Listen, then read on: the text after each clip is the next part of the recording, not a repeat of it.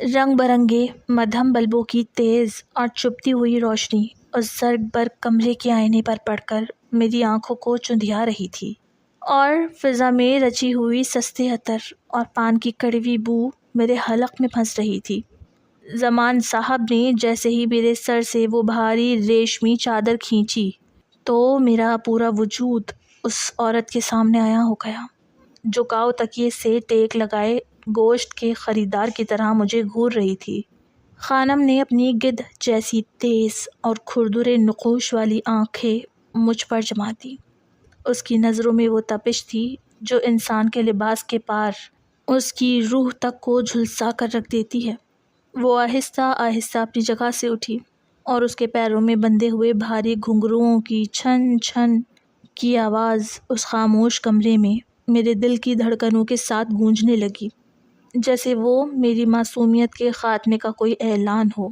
وہ میرے بالکل قریب آ کر رکی اور اس نے اپنے سونے کی بھاری انگوٹھیوں سے لدی ہوئی سخت انگلیاں میری دھوڑی پر جمائیں اور میرا چہرہ زبردستی اوپر اٹھا دیا تاکہ وہ میری آنکھوں میں چھپا ہوا خوف پڑھ سکے۔ خانم کے چہرے پر ایک مکروہ اور ہولناک مسکراہٹ ابھری اور اس نے ابا کی طرف دیکھے بغیر کہا، مال واقعی نایاب ہے زمان، تم نے اس کچی کلی کو وقت سے پہلے ہی ایک بھرپور عورت کے سانچے میں ڈھال دیا ہے، لیکن سودا بڑا ہے اور میں بنا جانچے ایک ٹکا بھی نہیں دوں گی۔ یہ کہہ کر اس نے اپنے کھردرے اور بھاری ہاتھوں سے مجھے کندھوں سے پکڑ کر مضبوطی سے کھڑا کیا اور بہت غور سے میری اس مصنوعی جوانی کا جائزہ لینے لگی جو 12 سال کی عمر میں ان زہریلے انجیکشنز کی وجہ سے مجھ پر مسلط کر دی گئی تھی۔ میرا پورا بدن کانپ رہا تھا اور میری آنکھوں سے بہنے والے آنسو میرے گالوں پر جمے ہوئے سستے میک اپ کو خراب کر رہے تھے، لیکن وہاں کوئی میری لاچاری کو دیکھنے والا نہیں تھا۔ خانم نے ایک گہرا سانس لیا اور مسکراتے ہوئے اپنے دونوں ہاتھ میری چھاتیوں پر پھیرا، جہاں اس کی انگلیوں کی سخت اور ہوس بھرا دباؤ مجھے اندر تک زہر کر گیا۔ ایسا لگا جیسے میرا سانس میرے سینے میں ہی رک گیا ہو اور میری روح اس تذلیل پر تڑپ اٹھی ہو۔ لیکن ابا سامنے بیٹھے چائے کی چسکیاں لیتے ہوئے اس منظر کو اس طرح دیکھ رہے تھے جیسے وہ اپنی کسی قیمتی جائیداد کی نیلامی کا معائنہ کر رہے ہوں۔ ان کا یہ کھیل اس وقت اپنے انتہا کو پہنچ گیا جب خانم نے ایک زوردار ہنسی کے ساتھ میرے کندھوں سے قمیص کو آہستہ آہستہ سرکانا شروع کر دیا۔ ریشمی کپڑا جیسے ہی میرے کندھوں سے نیچے ڈھلکا تو سرد ہوا کا ایک جھونکا میری جلد کو چھو گیا۔ خانم نے میری پیٹھ اور بازوؤں کی ہڈی کو ٹٹول کر دیکھا تاکہ وہ یہ تسلی کر سکے کہ یہ ابھار کسی بیماری کا نہیں بلکہ ان قیمتی ہارمونز کا نتیجہ ہے جو ابا نے مہنگے داموں میرے خون میں اتارے تھے۔ اس نے میری جلد کی لچک کو اپنی انگلیوں سے چٹکی کاٹ کر پرکھا اور پھر ابا کی طرف مڑ کر بولی، زمان یہ دیکھنے میں 25 سال کی ایک بھرپور اور پرکشش عورت لگتی ہے جو میرے اس کوٹھے کی سب سے بڑی رونق بن سکتی ہے۔ میں اس لڑکی کے پورے 10 لاکھ روپے دوں گی، جو اس وقت کی سب سے بڑی رقم تھی، اور اس رقم کا نام سنتے ہی ابا کی آنکھوں کے پپوٹے لالچ کے مارے پھیل گئے اور ان کا چہرہ سرخ ہونے لگا۔ لیکن ابا نے خانم کے سامنے پڑے ہوئے پیسوں کے تھیلے کو دیکھنے کے بجائے دوبارہ میری طرف دیکھا۔ میری قمیض ابھی تک کندھوں سے سرکی ہوئی تھی اور اس تیز روشنی میں میرا نکھرا ہوا حسن دیکھ کر ابا کے اندر کا وہ باپ جو اب تک صرف ایک سوداگر تھا اچانک ایک بھوکے اور درندے بھیڑیے میں تبدیل ہونے لگا۔ ان کی سانسیں اس قدر تیز ہو گئیں کہ ان کے کلف لگے ہوئے کرتے کا سینہ اوپر نیچے ہونے لگا اور ان کی نظروں میں دولت کا لالچ یکدم مٹ کر ایک مہیب قسم کی ہوس میں بدل گیا۔ انہوں نے خانم سے کہا کہ سودا بھی نہیں ہوگا۔ خانم، مجھے لگتا ہے کہ اس مال کی قیمت ابھی اور بڑھ سکتی ہے، یہ شاید میں اسے ابھی بیچنا ہی نہیں چاہتا۔ یہ کہہ کر انہوں نے لپک کر زمین پر گری ہوئی چادر اٹھائی اور میرے ننگے کندھوں پر اس طرح ڈالی کہ ان کا اپنا تپتا ہوا ہاتھ میری جلد کو چھو گیا، جس کی تپش نے میری ریڑھ کی ہڈی میں خوف کی ایک سرد لہر دوڑا دی۔ وہ خانم کے احتجاج اور غصے کو پس پشت ڈالتے ہوئے میرا ہاتھ کلائی سے پکڑ کر زبردستی اس کوٹھے سے باہر کھینچ لائے اور گاڑی کی طرف بڑھنے لگے۔ جب انسان کے پاس پناہ کے لیے صرف ایک ہی چھت بچی ہو تو وہ اس چھت کے نیچے چھپے ہوئے سوراخوں کو دیکھنا بند کر دیتا ہے۔ میری عمر صرف 12 سال تھی جب زندگی نے مجھ سے میری کائنات کا سب سے روشن چراغ چھین لیا۔ میری ماں۔ ایک شام جب وہ باورچی خانے میں چائے بنا رہی تھی، ان کے ہاتھ سے کیتلی چھوٹ کر فرش پر گری تھی۔ ابلتا ہوا پانی ان کے پیروں پر گرا، لیکن انہوں نے چیخنے کے بجائے صرف ایک دھیمی سی سسکاری بھری اور دیوار کا سہارا لے کر بیٹھ گئیں۔ امی، کیا ہوا؟ میں بھاگتی ہوئی ان کے پاس پہنچی تھی۔ ان کا چہرہ زرد پڑ چکا تھا، جیسے جسم سے سارا خون نچوڑ لیا گیا ہو۔ انہوں نے اپنی کانپتی ہوئی انگلیاں میرے گال پر رکھی اور مسکرانے کی ناکام کوشش کی۔ کچھ نہیں میری جان، بس تھوڑی سی کمزوری ہے۔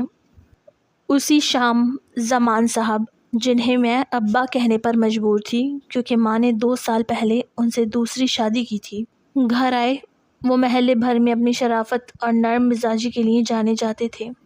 سفید کلف لگا ہوا کرتا، چہرے پر ہمیشہ سجنے والی ایک دھیمی سی مسکراہٹ اور دھیما لہجہ۔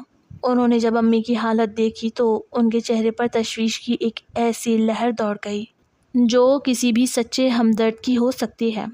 ثریا، تم اپنا خیال کیوں نہیں رکھتی؟ انہوں نے امی کا ہاتھ اپنے دونوں ہاتھوں میں لیتے ہوئے کہا۔ ان کی آواز میں اتنی مٹھاس تھی کہ کوئی بھی ان پر جان چھڑکنے کو تیار ہو جائے۔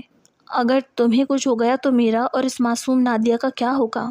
انہوں نے فوراً اپنی جیب سے دوا کی ایک شیشی نکالی۔ یہ ڈاکٹر نے دی ہے، طاقت کا سیرپ ہے، روز رات کو کھانے کے بعد 1 چمچ پی لیا کرو۔ امی نے ان کی طرف ایسی نظروں سے دیکھا جیسے وہ کوئی دیوتا ہوں جو ان کی زندگی بچانے آیا تھا۔ میں بھی دور کھڑی یہی سوچتی تھی کہ میرے سگے باپ کے انتقال کے بعد خدا نے ہمیں کتنا اچھا سہارا دیا ہے۔ زمان صاحب نے کبھی مجھ پر ہاتھ نہیں اٹھایا تھا، کبھی اونچی آواز میں بات نہیں کی تھی۔ وہ جب بھی بازار سے آتے میرے لیے رنگ برنگی چوڑیاں یا میری پسندیدہ مٹھائی ضرور لاتے۔ محلے کے لوگ امی سے کہتے تھے، ثریا نصیب والی ہو جو ایسا شوہر ملا، ورنہ سو تیرے باپ تو بچوں کی جان کے دشمن بن جاتے ہیں۔ لیکن اس طاقت کے سیرپ کے شروع ہونے کے بعد سے امی کی حالت سنبھلنے کے بجائے مزید بگڑتی چلی گئی۔ ان کی آنکھوں کے گرد سیاہ حلقے پڑ گئے اور وہ دن کا زیادہ تر حصہ بستر پر نیم بے ہوشی کی حالت میں گزارنے لگی۔ میں اسکول سے آتی تو گھر میں عجیب سی خاموشی ہوتی۔ زمان صاحب بستر کے پاس بیٹھے امی کے سر پر پٹیاں رکھ رہے ہوتے یا ان کے پیر دبا رہے ہوتے۔ جب بھی میں امی کے پاس بیٹھنے کی کوشش کرتی، وہ بہت پیار سے میرا سر تھپتھپاتے اور کہتے، بیٹا تمہاری امی کو آرام کی ضرورت ہے، تم جا کر دوسرے کمرے میں پڑھائی کرو، میں ہوں نیا سنبھالنے کے لیے۔ ان کی اس حد سے بڑی ہوئی دیکھ بھال پر مجھے رشک آتا تھا۔ لیکن ایک رات میری آنکھ اچانک پیاس کی وجہ سے کھل گئی۔ پورا گھر اندھیرے میں ڈوبا ہوا تھا، صرف امی کے کمرے کے دروازے کے نیچے سے روشنی کی ایک باریک لکیر فرش پر تیر رہی تھی۔ میں دبے قدموں کچن کی طرف جانے لگی، لیکن امی کے کمرے سے آنے والی ایک مدھم سی سرگوشی نے میرے قدم روک دیے۔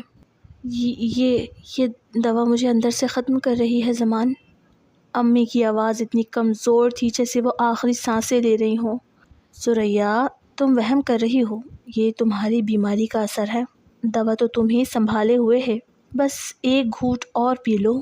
زمان صاحب کا لہجہ ہمیشہ کی طرح نرم اور چاشنی سے بھرا تھا، لیکن اس رات اس نرمی میں مجھے ایک عجیب سی سرد مہر کا احساس ہوا۔ میں نے دروازے کی جھرری سے اندر جھانکا۔ امی نے آنکھیں بند کر لیں اور زمان صاحب نے وہ شیشی سائڈ ٹیبل پر رکھ دی۔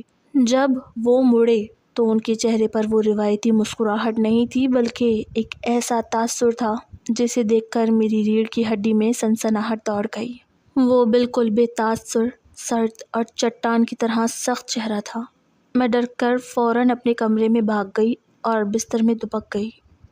اس کے ٹھیک 3 دن بعد امی ہمیں چھوڑ کر چلی گئیں اور اپنے پیچھے چھوڑ گئیں ایک ایسا خلا جسے کبھی پر نہیں کیا جا سکتا تھا۔ جنازے والا دن پورا محلہ زمان صاحب کے صبر اور حسن سلوک کی تعریفیں کر رہا تھا۔ وہ امی کے سرہانے بیٹھے زاروں قطار رو رہے تھے۔ ان کے آنسو سچے تھے یا جھوٹے، یہ پرکھنے کی اس وقت مجھ میں سکت نہیں تھی، لیکن ان کی ہر ہچکی پر لوگ کہتے تھے، دیکھو سگا شوہر بھی ایسا نہیں ہوتا، اب اس یتیم بچی کا کیا ہوگا۔ جب مٹی دی جا چکی اور گھر خالی ہو گیا، تو میں اپنے کمرے کے کونے میں گھٹنوں میں سر دیے بیٹھی تھی، سسکیاں لیتے لیتے۔ میرا گلا خشک ہو چکا تھا۔ تبھی کمرے کے دروازے پر ایک سایہ لہرایا۔ میں نے سر اٹھا کر دیکھا۔ زمان صاحب کھڑے تھے۔ ان کی آنکھیں ابھی بھی سرخ تھیں، لیکن ان کا کلف لگا ہوا کرتا اب بھی اتنا ہی بے داغ تھا۔ وہ آہستہ آہستہ چلتے ہوئے میرے پاس آئے اور فرش پر ہی میرے سامنے بیٹھ گئے۔ انہوں نے بہت شفقت سے اپنا بھاری ہاتھ میرے سر پر رکھا۔ ان کی ہتھیلی کی تپش مجھے عجیب سی لگی، لیکن اس وقت دنیا میں ان کے علاوہ میرا کوئی نہیں تھا۔ نادیہ، ان کی آواز بھاری تھی، تمہاری امی چلی گئیں، لیکن تم خود کو اکیلا مت سمجھنا۔ میں نے سریا سے وعدہ کیا تھا کہ میں تمہیں اپنی سگی بیٹی سے بڑھ کر چاہوں گا۔ دنیا کے سامنے ہم باپ بیٹی ہیں، اور اس گھر میں اب تمہاری حفاظت میری سب سے بڑی ذمہ داری ہے۔ انہوں نے اپنے کرتے کی جیب سے ایک رومال نکالا اور میرے آنسو پوچھے۔ کل سے تم اسکول نہیں جاؤ گی بیٹا۔ میں نے چونک کر انہیں دیکھا۔ کیوں ابا؟ باہر کی دنیا بہت ظالم ہے نادیہ، انہوں نے میری تھوڑی کو نرمی سے اوپر اٹھاتے ہوئے کہا۔ ان کی آنکھوں میں ایک گہرا، ناقابل فہم سکوت تھا۔ اب تم بڑی ہو رہی ہو اور تمہاری امی کے بغیر لوگ تمہیں الگ نظر سے دیکھیں گے۔ میں نہیں چاہتا کہ میری بیٹی پر کوئی بری نظر ڈالے۔ تم گھر پر رہو گی، میں تمہیں خود پڑھاؤں گا، خود تمہارا خیال رکھوں گا۔ ان کی باتوں میں اتنی معصومیت اور تحفظ کا احساس تھا کہ میں نے خاموشی سے سر ہلا دیا۔ مجھے لگا کہ وہ واقعی میری حفاظت کرنا چاہتے ہیں، لیکن اس رات کے بعد سے اس بڑے گھر کے دروازے اور کھڑکیاں ہمیشہ کے لیے بند کر دیے گئے۔ باہر کی دھوپ اور ہوا جیسے ہمارے گھر کا راستہ بھول گئیں، اور میں اس چار دیواری میں زمان صاحب کے ساتھ اکیلی رہ گئی۔ ماں کے انتقال کو ابھی 1 مہینہ ہی ہوا تھا کہ زمان صاحب کا رویہ آہستہ آہستہ بدلنے لگا۔ وہ اب بھی مجھ سے اونچی آواز میں بات نہیں کرتے تھے، لیکن اب ان کی گفتگو میں حکم دینے کا انداز آ گیا تھا، اور ان کی نظریں اب وہ نہیں تھی جو ایک باپ کی ہوتی ہیں۔ وہ اکثر مجھے گھنٹوں بیٹھ کر دیکھتے رہتے، جیسے کوئی جوہری کسی کچے ہیرے کو تراشنے کا سوچ رہا ہو۔ ایک شام وہ بازار سے لوٹے تو ان کے ہاتھ میں ایک کالا مخملی ڈبہ تھا۔ انہوں نے مجھے صحن میں بلایا، جہاں اندھیرا پھیل رہا تھا اور صرف ایک پیلا بلب جل رہا تھا۔ نادیہ، یہاں آؤ۔ میں ان کے پاس گئی تو انہوں نے وہ ڈبہ کھولا۔ اس کے اندر چاندی کی چمکدار سرنج اور کچھ شیشے کی ایمپیولز رکھی تھیں، جن کے اندر کوئی گاڑھا گلابی مائل مایا تھا۔ میں نے حیرت سے پوچھا، ابا یہ کیا ہے؟ آپ بیمار ہیں؟ زمان صاحب ہلکا سا ہنسے۔ ان کی ہنسی کی گونج خالی صحن میں عجیب لگی۔ میں بیمار نہیں ہوں بیٹا، یہ تمہارے لیے ہے۔ میرے لیے؟ لیکن مجھے تو کوئی بیماری نہیں ہے۔ میں نے پیچھے ہٹنے کی کوشش کی۔ انہوں نے میرا ہاتھ کلائی سے پکڑ لیا۔ ان کی گرفت اتنی سخت تھی کہ مجھے درد کا احساس ہوا، لیکن ان کے چہرے پر اب بھی وہی دھیمی، زہر آلود مسکراہٹ تھی۔ تم بہت کمزور ہو نادیہ، تمہاری ہڈیاں، تمہارا جسم ابھی تک ایک 12 سال کی بچی جیسا ہے۔ میں چاہتا ہوں کہ میری بیٹی صحت مند ہو، اس کا جسم طاقتور ہو، تاکہ وہ دنیا کا مقابلہ کر سکے۔ یہ طاقت کی خصوصی انجیکشنز ہیں جو میں نے بہت مہنگے داموں ایک بڑے شہر کے ڈاکٹر سے منگوائے ہیں۔ لیکن ابا، مجھے انجیکشن سے ڈر لگتا ہے۔ میں دودھ پی لوں گی، میں کھانا زیادہ کھا لوں گی۔ میں نے روتے ہوئے اپنا ہاتھ چھڑانے کی کوشش کی۔ کھانے سے کچھ نہیں ہوتا نادیہ۔ ان کا لہجہ اچانک بالکل سرد ہو گیا، مسکراہٹ غائب ہو گئی۔ انہوں نے مجھے صوفے پر بٹھایا اور میرے بازو کی آستین اوپر چڑھا دی۔ باپ کی بات مانتے ہیں، اچھے بچے ضد نہیں کرتے۔ انہوں نے سرنج میں وہ گلابی مایا بھرا۔ سوئی کی چمک دیکھ کر میرا دل حلق میں آ گیا۔ میں نے اپنی آنکھیں میچ لیں اور اگلے ہی لمحے ایک تیز جلتا ہوا درد میرے بازو سے ہوتا ہوا پورے جسم میں پھیل گیا۔ وہ درد عام سوئی کا نہیں تھا۔ ایسا لگا جیسے کسی نے میری رگوں میں پگھلا ہوا لوہا اتار دیا ہو۔ بس ہو گیا نا؟ زمان نے روئی کا پھایا میرے بازو پر رکھتے ہوئے دوبارہ وہی نرم لہجہ اپنا لیا۔ دیکھو میرا بہادر بچہ، اب جا کر آرام کرو، صبح دیکھنا تمہیں کتنی طاقت محسوس ہوتی ہے۔ میں روتی ہوئی اپنے کمرے میں چلی گئی۔ اس رات مجھے بہت تیز بخار ہو گیا۔ ایسا لگتا تھا جیسے میری ہڈیاں اندر سے ٹوٹ رہی ہوں اور کوئی چیز انہیں باہر کی طرف کھینچ رہی ہو۔ میں رات بھر درد سے تڑپتی رہی، لیکن زمان صاحب ایک بار بھی میرے کمرے میں یہ دیکھنے نہیں آئے کہ میں زندہ بھی ہوں یا نہیں۔ وہ پہلا انجیکشن ایک ایسے سلسلے کا آغاز تھا جس نے میری پوری ہستی کو بدل کر رکھ دیا۔ ہر چوتھے دن زمان صاحب وہ مخملی ڈبیاں نکالتے اور میری مرضی کے بغیر زبردستی وہ گلابی دوا میری رگوں میں اتار دیتے۔ 3 مہینے گزرتے گزرتے میرے جسم میں ایسی تبدیلیاں آنے لگیں جنہیں دیکھ کر میں آئینے کے سامنے کھڑی ہو کر خود سے ڈرنے لگی۔ میں صرف 12 سال کی تھی، لیکن آئینے میں نظر آنے والی لڑکی اب 12 سال کی نہیں لگ رہی تھی۔ میرے کپڑے چھوٹے ہونے لگے، بازو اور ہڈیاں پھیلنے لگیں اور میرے چہرے کے نقوش میں وہ معصومیت غائب ہو گئی جو ایک بچے کی ہوتی ہے۔ میری آواز بھاری ہو گئی اور جسم کا ابھار اس تیزی سے بڑھا جیسے کوئی پودا چند دنوں میں درخت بننے کی کوشش کر رہا ہو۔ جب میں اپنے بدلے ہوئے جسم کو دیکھ کر روتی تو زمان صاحب دور کھڑے مسکراتے تھے۔ ان کی آنکھوں میں ایک خوفناک چمک ہوتی تھی، جیسے ان کا کوئی خفیہ منصوبہ کامیابی کی طرف بڑھ رہا ہو۔ ابا، یہ مجھے کیا ہوتا جا رہا ہے؟ ایک دن میں نے آئینے میں خود کو دیکھ کر چیختے ہوئے پوچھا۔ میری کمر میں شدید درد تھا اور جسم کا ہر حصہ جیسے بوجھل ہو چکا تھا۔ میرا جسم پھٹ رہا ہے ابا، مجھے یہ انجیکشن مت لگائے، میں مر جاؤں گی۔ زمان صاحب میرے قریب آئے، انہوں نے کندھوں پر ہاتھ رکھا اور اس بار ان کا ہاتھ صرف شفقت کا نہیں تھا، ان کی انگلیوں کا دباؤ میری بدلی ہوئی جوانی کو محسوس کر رہا تھا، جس سے میرے پورے بدن میں گھبراہٹ کی ایک لہر دوڑ گئی۔ تم مر نہیں رہی ہو نادیہ، تم جوان ہو رہی ہو، وہ ہولناک حد تک دھیمی آواز میں بولے۔ تمہیں پتہ ہے دنیا اس حسن کے لیے ترستی ہے جو تمہارے پاس آ رہا ہے۔ تم اب 12 سال کی بچی نہیں ہو، تم ایک 25 سال کی عورت لگنے لگی ہو، اور یہی تمہیں چاہتا تھا۔ ان کے اس جملے نے میرے ذہن پر بجلی کی طرح اثر کیا۔ وہ یہی چاہتے تھے، لیکن کیوں؟ کوئی باپ اپنی 12 سال کی بیٹی کو زبردستی جوان کیوں بنانا چاہے گا؟ مجھ میں اتنی ہمت نہیں تھی کہ میں ان سے مزید سوال کرتی، لیکن اس دن کے بعد سے مجھے اس گھر کی دیواروں سے بھی خوف آنے لگا۔ میں قید تھی، ایک ایسے جسم میں جو میرا اپنا نہیں تھا، اور ایک ایسے باپ کے ساتھ جو سب سے بڑا جلاد تھا۔ اگلے چند ماہ میرے لیے کسی بھیانک خواب کی طرح تھے۔ زمان صاحب اب مجھے گھر کے صحن میں بھی آنے کی اجازت نہیں دیتے تھے۔ وہ خود بازار جاتے، سودا سلف لاتے اور گھر کو باہر سے تالا لگا دیتے۔ محلے کے لوگ اگر کبھی ان سے میرے بارے میں پوچھتے تو میں کھڑکی کے پیچھے سے سنتی کہ وہ کتنے غمگین لہجے میں کہتے۔ بس کیا بتاؤں بھائی۔ ثریا کے جانے کے بعد نادیہ کا دماغی توازن ٹھیک نہیں رہا۔ وہ گھر سے بھاگنے کی کوشش کرتی ہے، اسی لیے اسے اندر ہی رکھنا پڑتا ہے۔ میں تو بس اس کا علاج کروا رہا ہوں۔ لوگ ان کی قسمت پر افسوس کرتے اور ان کی عظمت کے گن گاتے کہ وہ ایک پاگل ستیلی بیٹی کا بوجھ اتنے پیار سے اٹھائے ہوئے ہیں۔ کوئی نہیں جانتا تھا کہ اس بند گھر کے اندر کیا کھیل کھیلا جا رہا ہے۔ اور پھر وہ دن آیا جس نے میری زندگی کی رہی سہی معصومیت کو بھی ہمیشہ کے لیے کچل دیا۔ اس شام زمان صاحب جلدی گھر آ گئے۔ ان کے چہرے پر ایک عجیب سی بے چینی اور خوشی کا ملا جلا تاثر تھا۔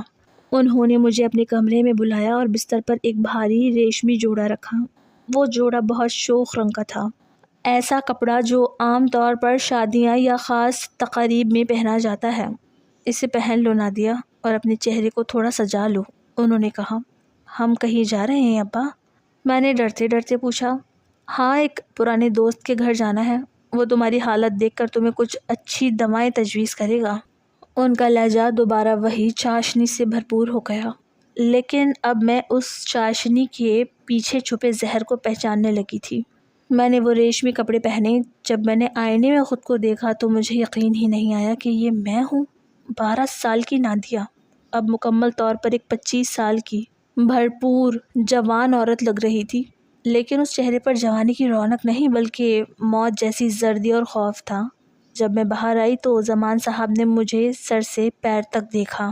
ان کی نظروں میں ایک ایسی ہوس اور لالچ تھی جیسے کوئی قصائی ذبح کرنے سے پہلے جانور کے گوشت کا اندازہ لگا رہا ہو۔ انہوں نے ایک لمبی چادر میرے اوپر ڈالی اور میرا ہاتھ پکڑ کر گھر سے باہر لے آئے۔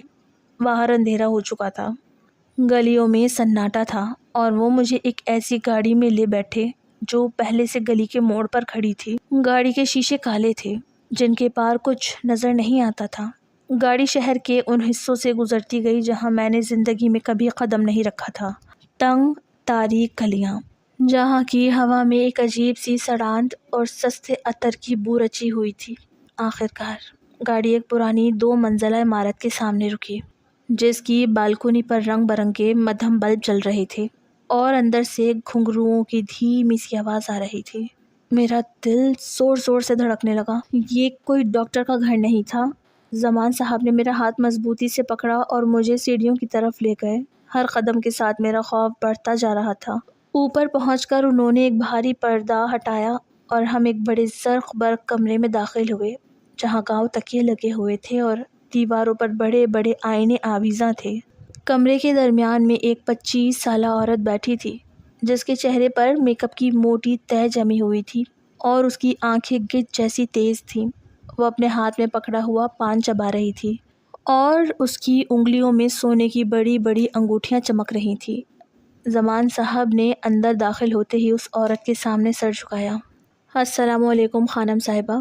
وہ عورت، جسے انہوں نے خانم کہا، نے پان کا تھوک ایک برتن میں پھینکا اور اپنی عقاب جیسی نظریں مجھ پر جما دی۔ اس کی نظروں میں وہ تپش تھی جو انسان کے کپڑوں کے پار دیکھ لیتی ہے۔ تو یہ ہے وہ مال جس کا تم ذکر کر رہے تھے زمان؟ خانم کی آواز بھاری اور مردانی تھی۔ زمان صاحب نے چادر میرے سر سے کھینچ دی اور میرا پورا وجود اس کمرے کی تیز روشنی میں عیاں ہو گیا۔ جی خانم، دیکھ لیجئے اپنی آنکھوں سے۔ 12 سال کی عمر ہے اس کی، لیکن حسن دیکھیے، اچھے اچھوں کے پسینے چھوٹ جائیں۔ میں نے پورے 6 مہینے دن رات ایک کر کے اسے اس سانچے میں ڈالا ہے۔ خانم اپنی جگہ سے اٹھی اور آہستہ آہستہ چلتی ہوئی میرے قریب آئی۔ اس کے گھنگروؤں کی آواز میرے دل پر ہتھوڑی کی طرح لگ رہی تھی۔ وہ میرے سامنے آ کر رکی اور اس نے اپنا کھردرے ہاتھوں والا ہاتھ میری تھوڑی پر رکھا۔ بنا لباس کے دیکھنا ہوگا، خانم نے سرد مہر لہجے میں کہا۔ سودا بڑا ہے زمان، میں بغیر جانچے ایک ٹکا بھی نہیں دوں گی۔ میرا پورا بدن کانپنے لگا۔ میں نے زمان صاحب کی طرف دیکھا، اس امید پر کہ وہ اب تو کچھ کہیں گے۔ وہ تو دنیا کے سامنے اتنے شریف تھے، لیکن انہوں نے صرف ایک سرد مسکراہٹ کے ساتھ سر ہلا دیا اور خود ایک طرف جا کر بیٹھ گئے۔ خانم نے میری چادر کھینچی اور اپنے ملازموں کو اشارہ کیا۔ اگلے چند منٹ میری زندگی کے سب سے سیاہ اور سنسنی خیز منٹ تھے، جہاں اخلاقی حدود کو پامال کیے اس عورت نے میرے جسم کے ہر حصے کو سر سے پیر تک بڑی بے رحمی سے جانچا، میری ہڈیوں کو ٹٹولا اور میری جلد کی لچک کو دیکھا۔ میں صرف ایک زندہ لاش کی طرح کھڑی رو رہی تھی۔ میرا ستیلا باپ سامنے بیٹھا چائے کی چسکیاں لے رہا تھا۔ معائنے کے بعد خانم نے اپنا ہاتھ صاف کیے اور زمان صاحب کی طرف مڑی۔ مال واقعی نایاب ہے زمان۔ خانم کے چہرے پر ایک مکروہ مسکراہٹ ابھری۔ جس عمر میں یہ ہے، اس عمر کی لڑکیاں اس روپ میں نہیں ملتی۔ میں اس لڑکی کے پورے 10 لاکھ دوں گی۔ 10 لاکھ؟ اس زمانے میں یہ ایک بہت بڑی رقم تھی۔ زمان صاحب کی آنکھوں میں رقم کا نام سنتے ہی لالچ کا ایک طوفان آیا۔ وہ اپنی جگہ سے کھڑے ہو گئے، لیکن جیسے ہی انہوں نے دوبارہ مجھے دیکھا، میرا وہ بدلا ہوا بھرپور جوانی کا روپ جو خانم کے سامنے بے نقاب ہو چکا تھا، ان کے چہرے کے تاثرات اچانک بدلنے لگے۔ ان کے اندر کا لالچ اب صرف پیسے تک محدود نہیں رہا تھا۔ ان کی نظریں میرے جسم پر اس طرح جم گئیں جیسے کوئی بھوکا بھیڑیا اپنے شکار کو دیکھتا ہے۔ ان کا چہرہ سرخ ہو گیا اور ان کی سانسیں تیز ہو گئیں۔ 10 لاکھ، زمان صاحب نے دھیمی آواز میں کہا۔ ان کی نظریں اب بھی مجھ پر تھیں۔ خانم، سودا بھی نہیں ہوگا۔ خانم نے حیرت سے ابرو جھکائے۔ کیا مطلب؟ رقم کم ہے؟ نہیں، رقم ٹھیک ہے، لیکن مجھے لگتا ہے کہ اس مال کی قیمت ابھی اور بڑھ سکتی ہے۔ میں اسے واپس لے جا رہا ہوں، کچھ دن بعد بات ہوگی۔ زمان صاحب نے لپک کر میری چادر اٹھائی اور میرے اوپر ڈال دی۔ ان کا ہاتھ جب میرے کندھے کو چھوا تو اس میں ایک عجیب سی کپکپاہٹ اور ہوس کی تپش تھی جس نے میری روح تک کو جھنجھوڑ کر رکھ دیا۔ وہ مجھے خانم کے احتجاج کے باوجود زبردستی وہاں سے نکال لائے۔ گاڑی میں واپسی کا پورا سفر انہوں نے ایک لفظ بھی نہیں بولا، لیکن ان کی تیز تیز چلتی سانسیں اور بار بار سائیڈ مرر سے مجھے دیکھنے کا انداز بتا رہا تھا کہ ان کے اندر کا شیطان اب پوری طرح جاگ چکا ہے اور اب میرا مقابلہ صرف ایک لالچی باپ سے نہیں بلکہ ایک درندے سے ہے۔ ہم واپس اسی تاریک اور سنسان گھر میں پہنچ چکے تھے۔ جہاں اب میرے لیے کوئی پناہ گاہ نہیں بچی تھی۔ جب ہم واپس گھر پہنچے تو رات کے 12 بج چکے تھے اور گلی میں گھپ اندھیرا تھا کیونکہ بجلی جا چکی تھی۔ انہوں نے دروازے کا بھاری قفل کھولا اور مجھے اندر دھکیل کر خود باہر سے تالا لگانے کے بجائے اندر سے کنڈی چڑھا دی، جس کی بھاری آواز میرے دل پر ہتھوڑے کی طرح لگی۔ کمرے میں گھٹن اور اندھیرے کا راج تھا، لیکن صحن میں لٹکی ہوئی پرانی لالٹین کی مدھم روشنی میں ابا کا چہرہ صاف دکھائی دے رہا تھا، جس پر اب وہ شرافت کا کوئی ماسک باقی نہیں رہا تھا جو وہ محلے والوں کے سامنے پہنتے تھے۔ ان کی سانسیں اس قدر تیز تھیں جیسے وہ کوئی لمبی دوڑ کر آئے ہوں، اور ان کی نظریں میرے لباس اور بدلے ہوئے جسم پر اس طرح رینگ رہی تھی جیسے کوئی زہریلا سانپ رینگتا ہے۔ انہوں نے اپنی واسکٹ اتاری اور صوفے پر پھینکتے ہوئے میری طرف بڑھے تو میں خوف کے مارے دیوار سے جا لگی، کیونکہ مجھے اپنی زندگی میں پہلی بار ان سے اس حد تک وحشت محسوس ہو رہی تھی جو خانم کے کوٹے پر بھی نہیں ہوئی تھی۔ انہوں نے میرے انتہائی قریب آ کر میرے سر سے وہ چادر کھینچی اور اسے زمین پر پھینک دیا، جس کے بعد ان کا ہاتھ میرے کانپتے ہوئے کندھے پر آ ٹکا، جہاں ان کی انگلیوں کا دباؤ اتنا سخت تھا کہ مجھے لگا میری ہڈیاں چٹک جائیں گی۔ وہ بہت دھیمی اور غراہٹ بھری آواز میں بولے کہ نادیہ، میں نے تمہیں پالا ہے اور تمہارے اس حسن کو نکھارنے کے لیے میں نے اپنے لاکھوں روپے ان قیمتی انجیکشنز پر خرچ کیے ہیں، تو پھر میں تمہیں اس خانم کے حوالے محض 10 لاکھ میں کیسے کر دوں، جبکہ تمہاری اصل قیمت تو کروڑوں میں ہے، اور جب تک مجھے کوئی بڑا خریدار نہیں ملتا تب تک تم اس گھر میں میری مرضی کے مطابق رہو گی۔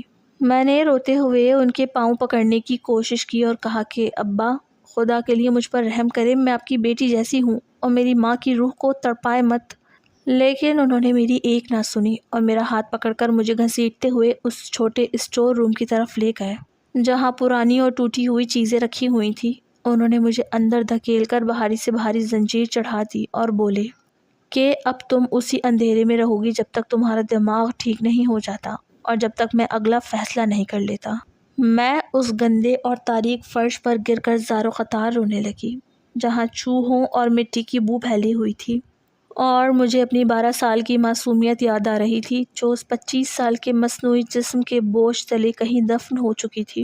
رات کی نہ جانے کون سے پہر جب پورا گھر خاموش ہو چکا تھا اور باہر صرف جھینگروں کی آوازیں آ رہی تھی، تو مجھے اسٹور روم کی اس چھوٹی سی کھڑکی سے جو گلی کی طرف کھلتی تھی ایک دھیمی سی سرگوشی سنائی دی جس نے میرے آنسو روک دیے۔ کوئی باہر سے میرا نام پکار رہا تھا، اور جب میں نے دیوار کا سہارا لے کر اس اونچی کھڑکی کی طرف جھانکا تو مجھے اندھیرے میں پڑوس کے ساجد کا چہرہ دکھائی دیا جو مجھ سے 2 سال بڑا تھا اور اکثر گلی میں کھیلتے ہوئے مجھے دیکھا کرتا تھا، لیکن جب سے میں قید ہوئی تھی وہ روز رات کو ہمارے گھر کے چکر لگاتا تھا۔ ساجد نے کھڑکی کی لوہے کی سلاخوں کو پکڑ کر بہت فکر مندی سے کہا کہ نادیہ، تم اندر ہو اور یہ تمہاری کیا حالت ہو گئی ہے؟ میں پچھلے کئی ماہ سے دیکھ رہا ہوں کہ زمان صاحب تمہیں گھر سے باہر نہیں نکلنے دیتے اور محلے میں کہتے ہیں کہ تم پاگل ہو گئی ہو، لیکن میں جانتا ہوں کہ وہ جھوٹ بول رہے ہیں۔ میں نے روتے ہوئے ساجد کو سب کچھ بتا دیا کہ کس طرح مجھے جوانی کے انجیکشنز لگائے گئے اور کس طرح آج مجھے ایک کوٹھے پر لے جایا گیا جہاں میری قیمت لگائی گئی، اور اب ابا کی نیت بدل چکی ہے اور وہ مجھے جان سے مار دیں گے یا کچھ بہت برا کریں گے۔ ساجد میری باتیں سن کر سہم گیا اور اس نے کہا کہ نادیہ، تم ڈرو مت، میں تمہاری مدد کروں گا کیونکہ میں تمہیں بہت پسند کرتا ہوں اور تمہیں اس دوزخ میں جلتے ہوئے نہیں دیکھ سکتا، لیکن ہمیں بہت عقل مندی سے کام لینا ہوگا کیونکہ تمہارا ستیلا باپ بہت چالاک اور بے رحم آدمی ہے جس نے تمہاری ماں کو بھی مار ڈالا ہے۔ جب ساجد نے میری ماں کا ذکر کیا تو میرے پورے جسم میں سنسنی دوڑ گئی اور میں نے پوچھا کہ تمہیں کیسے معلوم کہ انہوں نے میری امی کو مارا ہے؟ تو ساجد نے بتایا کہ جس رات تمہاری امی کا انتقال ہوا اس سے 1 دن پہلے میں نے زمان صاحب کو کچن میں اسی گلابی دوا کی شیشی سے کچھ قطرے تمہاری امی کے سیرپ میں ملاتے دیکھا تھا، کیونکہ ہمارے کچن کی کھڑکی سے تمہارا صحن صاف نظر آتا ہے۔ یہ سن کر میرے اندر کا خوف اچانک ایک شدید قسم کے غصے اور انتقام کی آگ میں بدل گیا، کیونکہ مجھے سمجھ آ گئی تھی کہ وہ کوئی باپ یا انسان نہیں بلکہ ایک قاتل درندہ ہے جس نے میری ماں کو سسکا سسکا کر مارا، اور اب وہ مجھے اپنے گندے مقاصد کے لیے استعمال کر رہا ہے۔ ساجد نے مجھے بتایا کہ زمان صاحب جو انجیکشنز مجھے لگاتے ہیں اگر وہ اسے مل جائے تو وہ میری مدد ضرور کرے گا۔ اس نے مجھے سمجھایا کہ کس طرح مجھے ان کے کمرے سے وہ انجیکشنز حاصل کرنے ہوں گے۔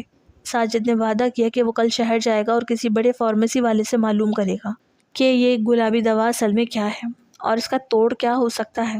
تب تک مجھے کسی بھی طرح زمان صاحب کے سامنے بالکل خاموش اور فرما بردار بن کر رہنا ہوگا تاکہ انہیں مجھ پر ذرا بھی شک نہ ہو۔ اگلی صبح جب ابا نے اسٹور روم کا دروازہ کھولا تو میں نے رونے یا چلاتے ہوئے ان کا سامنا نہیں کیا، بلکہ سر جھکا کر خاموشی سے باہر آ گئی، جیسے میں نے اپنی قسمت کو قبول کر لیا ہو، جس پر ان کے چہرے پر ایک مقرر اطمینان ابھر آیا اور انہوں نے مجھ سے ناشتہ بنانے کو کہا۔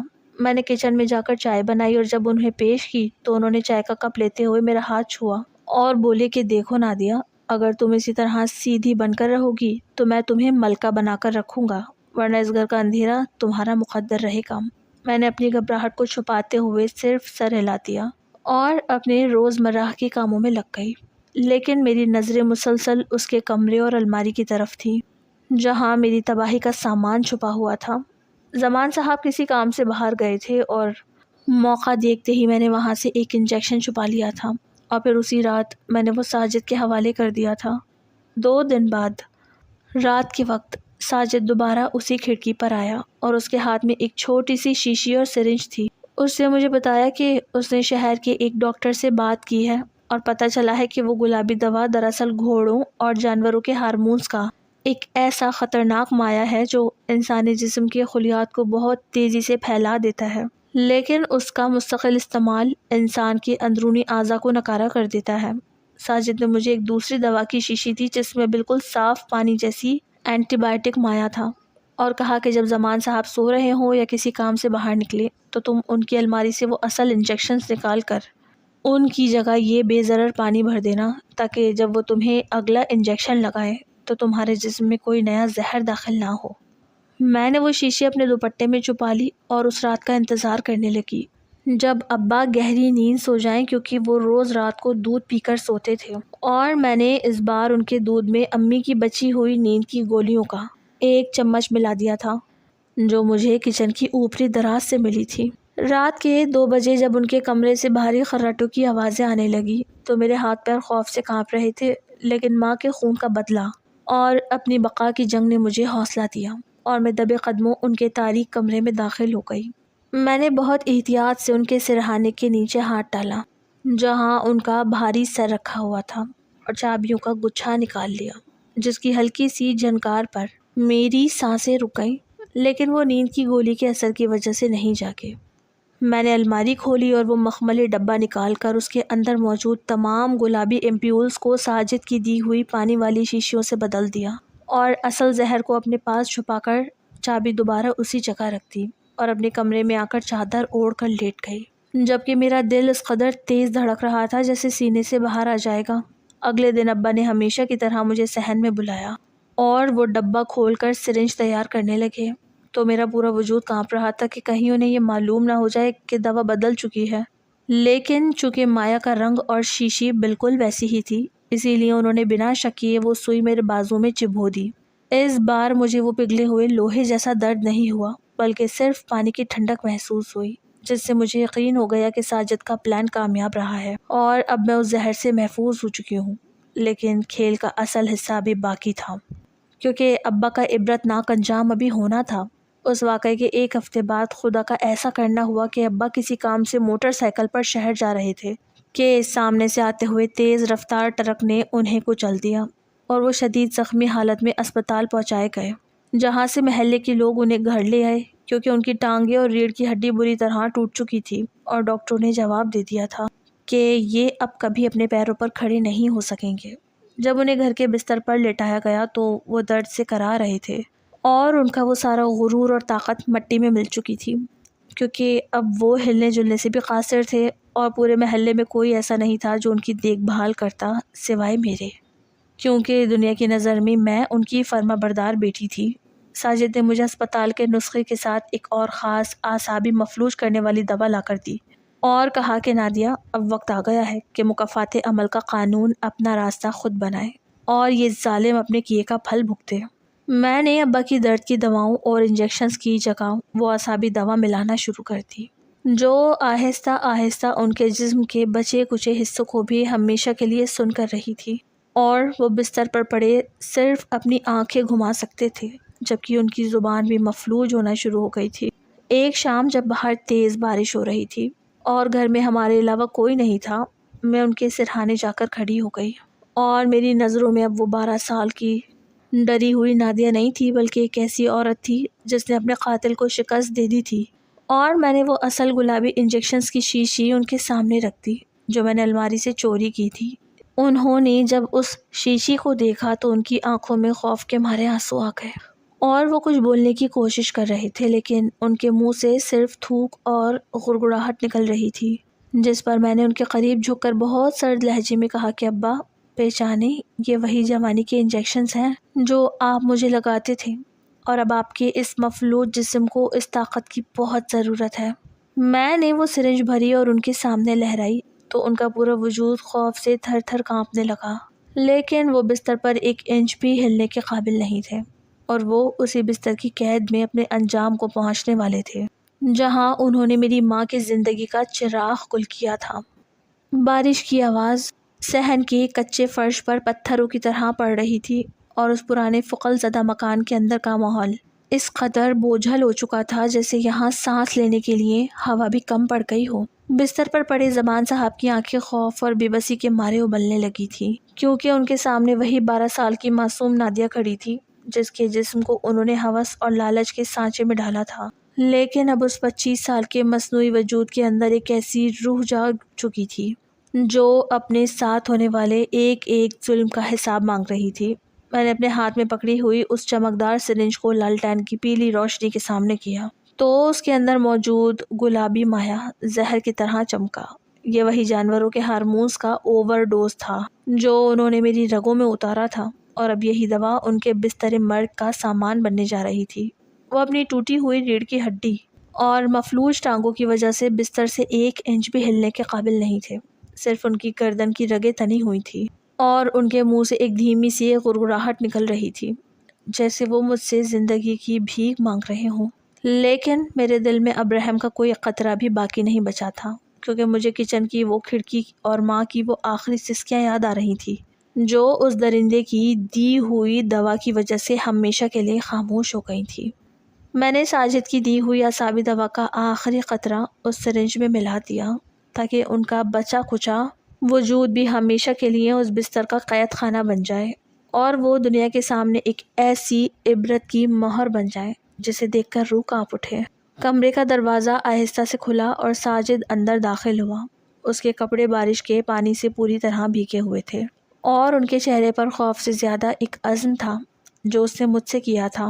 اس نے زمان صاحب کی طرف دیکھا جو اب اپنی پھٹی پھٹی آنکھوں سے ساجد کو گھور رہے تھے، کیونکہ وہ سمجھ چکے تھے کہ اس پورے کھیل کے پیچھے پڑوس کا یہ لڑکا ہے جس نے ان کی بیٹی کو اس قید سے نکالا اور ان کے ہی بچھائے ہوئے جال کو الٹا ان پر لوٹا دیا۔ ساجد نے میرے ہاتھ سے سرنج لی اور زمان صاحب کے بالکل قریب بیٹھ گیا۔ زمان صاحب، آپ نے محلے بھر میں شرافت کا ڈھونگ رچایا اور ایک یتیم بچی کے جسم اور روح کو بازار میں بیچنے نکلے تھے نا؟ آپ کو لگتا تھا کہ اس بند گھر کی دیواروں کے پیچھے جو ظلم آپ کر رہے ہیں اسے کوئی دیکھنے والا نہیں ہے، لیکن خدا کی لاٹھی بے آواز ہوتی ہے، اور آج آپ اسی لڑکی کے رحم و کرم پر ہیں جسے آپ نے 10 لاکھ روپے کا مال سمجھا تھا۔ اب آپ کو کوئی قانون یا کوئی پولیس نہیں بچائے گی، کیونکہ آپ کا انصاف یہ معصوم خود کرے گی۔ زمان صاحب نے اپنی پوری طاقت لگا کر ہاتھ ہلانے کی کوشش کی، لیکن ان کی انگلیاں صرف بستر کی چادر کو ہی چھو سکیں، اور ان کی آنکھوں سے نکلنے والے آنسو اب ان کے گالوں پر رینگ رہے تھے جو ان کے پچھتاوے کے نہیں بلکہ اپنی موت کے خوف کے تھے۔ ساجد نے روئی کا ایک ٹکڑا ان کے بازو پر رکھا اور سوئی ان کی رگ میں اتار دی، جہاں وہ گلابی مایا آہستہ آہستہ ان کے خون میں شامل ہونے لگا۔ یہ منظر دیکھنے میں جتنا پرسکون تھا، اندر سے اتنا ہی سنسنی خیز اور ہولناک تھا، کیونکہ اب ان کا اپنا جسم اسی طرح اندر سے پھٹنے اور گلنے والا تھا جیسا انہوں نے میرے جسم 12 سال کی عمر میں پھیلا دیا تھا۔ جیسے ہی دوا ان کے جسم کے اندر گئی، ان کے چہرے کے تاثرات ایسے ہولناک ہو گئے جیسے کسی نے ان کی روح کو مٹھی میں جکڑ لیا ہو۔ ان کی زبان جو پہلے سے لڑکھڑا رہی تھی اب بالکل تالو سے چپک گئی، اور وہ صرف ایک زندہ لاش کی طرح بستر پر جم کر رہ گئے۔ میں نے ان کے سرہانے رکھی ہوئی پانی کی سراہی اٹھائی اور ایک گلاس میں پانی بھرا، لیکن وہ گلاس ان کے منہ تک لے جانے کے بجائے میں نے ان کی آنکھوں کے سامنے زمین پر گرا دیا، جہاں وہ پانی مٹی میں جذب ہو گیا۔ میں نے ان کے کان کے پاس جھک کر کہا کہ یاد ہے نا ابا، جب مجھے ان انجیکشنز کی وجہ سے تیز بخار ہوتا تھا اور میں پانی کے لیے چلاتی تھی تو آپ کمرے کا تالا بند کر کے چلے جاتے تھے۔ اب آپ اسی پیاس اور اسی تڑپ کو بھگتیں گے جو آپ نے مجھے اور میری امی کو دی تھی۔ اب آپ اس بستر پر پڑے پڑے سڑیں گے اور یہ مکان آپ کا وہ کوٹھا بن جائے گا جہاں آپ اپنی زندگی کا بھی سودا نہیں کر سکیں گے۔ ساجد نے زمان صاحب کے کمرے کی الماری سے وہ تمام جائیداد کے کاغذات اور میری ماں کے زیورات نکال دیے جو زمان صاحب نے ہڑپ کر رکھے تھے، اور ہم نے اس کمرے کا پیلا بلب بجھا دیا تاکہ وہ اسی اندھیرے میں اپنی باقی ماندہ زندگی کے دن گنے۔ جو اندھیرا انہوں نے میری زندگی میں اتارا تھا، ہم دونوں باہر صحن میں آ گئے جہاں بارش اب تھم چکی تھی اور آسمان پر بادلوں کے پیچھے سے صبح کی پہلی مدھم روشنی نمودار ہو رہی تھی، جو اس بات کا اعلان تھی کہ ظلم کی رات کتنی ہی لمبی کیوں نہ ہو، انصاف کا سورج ضرور طلوع ہوتا ہے۔ اگلے چند ماہ محلے والوں کے لیے ایک بہت بڑا معمہ تھے، کیونکہ زمان صاحب کا ایکسیڈنٹ کے بعد جسم بالکل نکارہ ہو چکا تھا اور وہ نہ تو بول سکتے تھے اور نہ ہی اپنے ہاتھ پیر ہلا سکتے تھے۔ محلے کے لوگ جب کبھی ان کی عیادت کے لیے آتے تو وہ زمان صاحب کی اس حالت پر افسوس کرتے اور میری تعریفیں کرتے کہ دیکھو نادیہ کتنی نیک بیٹی ہے جو اپنے اس معذور سوتیلے باپ کی اتنی خدمت کر رہی ہے۔ کوئی نہیں جانتا تھا کہ میں انہیں روز جو کھانا دیتی تھی اس میں ساجد کی لائی ہوئی وہ دوا شامل ہوتی تھی جو ان کے اعصاب کو مستقل طور پر مفلوج رکھتی تھی۔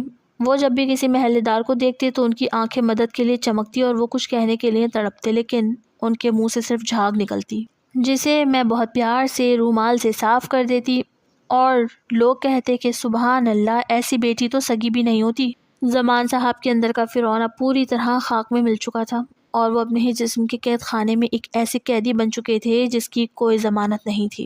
وہ روز رات کو اس خوف کے ساتھ سوتے تھے کہ اگلی صبح ان کے ساتھ کیا ہوگا، کیونکہ ان کا انجام اب کسی عدالت یا پولیس کے ہاتھ میں نہیں تھا بلکہ اس معصوم کے ہاتھ میں تھا جس کی زندگی انہوں نے تباہ کی تھی۔ خانم جو کوٹھے والی عورت تھی وہ بھی ایک دن زمان صاحب کا پتہ لینے آئی کیونکہ اس کا سودا ادھورا رہ گیا تھا، لیکن جب اس نے زمان صاحب کو اس حال میں بستر پر پڑے دیکھا جہاں ان کے جسم سے سراند آ رہی تھی تو وہ خوف کے مارے اپنے منہ پر دوپٹہ رکھ کر بھاگ کھڑی ہوئی، اور اس نے مڑ کر بھی اس گھر کی طرف نہیں دیکھا، کیونکہ جو لوگ صرف حسن اور پیسے کے پجاری ہوتے ہیں وہ کسی کی لاش پر بھی کھڑے نہیں ہوتے۔ جب زمان صاحب کی زندگی کے آخری دن آئے تو ان کا جسم اس گلابی دوا کے سائیڈ ایفیکٹ کی وجہ سے ہڈیوں کا ایک ایسا ڈھانچہ بن چکا تھا جس پر جلد لٹک رہی تھی۔ ان کا وہ غرور، وہ جوانی کا زوم جس کے بلبوتے پر وہ مجھے بیچنے نکلے تھے اب بالکل ختم ہو چکا تھا۔ ایک رات جب باہر تیز آندھی چل رہی تھی اور گھر کے پرانے کباڑ زور زور سے بج رہے تھے، زمان صاحب نے اپنی آخری سانسیں لی۔ ان کی آنکھیں کھلی کی کھلی رہ گئیں جیسے وہ سامنے کھڑی موت کے خوفناک چہرے کو دیکھ رہے ہوں۔ میں نے ان کی آنکھوں کو بند نہیں کیا بلکہ انہیں اسی طرح کھلا چھوڑ دیا تاکہ دنیا دیکھ سکے کہ جو لوگ معصوموں کی معصومیت کا قتل کرتے ہیں ان کا انجام کتنا عبرتناک ہوتا ہے۔ ان کے انتقال کے بعد محلے والوں نے ان کی نماز جنازہ پڑھی اور انہیں اسی قبرستان میں دفن کر دیا جہاں میری امی آرام کر رہی تھی، لیکن ان کی قبر پر کوئی آنسو بہانے والا نہیں تھا کیونکہ سچی محبت اور ہمدردی تو انہوں نے زندگی میں کبھی کمائی ہی نہیں تھی۔ میں نے اس پرانے اور تاریک مکان کو ہمیشہ کے لیے تالا لگا دیا۔ ساجد نے اپنے گھر والوں کی مرضی کے ساتھ میرا ہاتھ تھام لیا۔ ساجد کے والد کافی پیسے والے تھے، کئی شہروں میں ان کی دکانیں تھیں۔ ساجد نے ان سے کہہ کر دوسرے شہر کی ایک دکان کی ذمہ داری اپنے کندھوں پر لے لی تھی اور ہم اس شہر کو چھوڑ کر ایک نئے افق کی طرف چل پڑے جہاں میرا وہ مصنوعی 25 سال کا جسم اب آہستہ آہستہ ساجد کی محبت اور بہترین علاج کی وجہ سے اپنی اصل حالت کی طرف لوٹ رہا تھا، اور میری روح کو وہ سکون مل چکا تھا جو صرف سچے انصاف سے ہی مل سکتا ہے۔ انسان دنیا کی آنکھوں میں دھول جھونک کر کتنا ہی شریف اور ہمدرد کیوں نہ بن جائے، لیکن قدرت کے ہاں دیر ہے اندھیر نہیں۔ لالچ اور ہوس انسان کو اندھا کر دیتی ہے، اور جو لوگ دوسروں کے لیے گڑھا کھودتے ہیں وہ ایک دن خود اسی گڑھے میں گر کر عبرت کا نشان بن جاتے ہیں۔ مکافات عمل ایک ایسا قانون ہے جس کے لیے کسی پولیس یا گواہ کی ضرورت نہیں ہوتی، بلکہ انسان کا اپنا کیا ہوا ظلم ہی اس کا سب سے بڑا جلاد بن کر سامنے آتا ہے۔ نادیہ نے اپنے عزم اور ساجد کی سچی ہمدردی سے اس دوزخ کو شکست دی اور یہ ثابت کیا کہ معصومیت کو زبردستی کچلا تو جا سکتا ہے لیکن اس کے اندر چھپی سچائی کی طاقت کو کبھی ختم نہیں کیا جا سکتا۔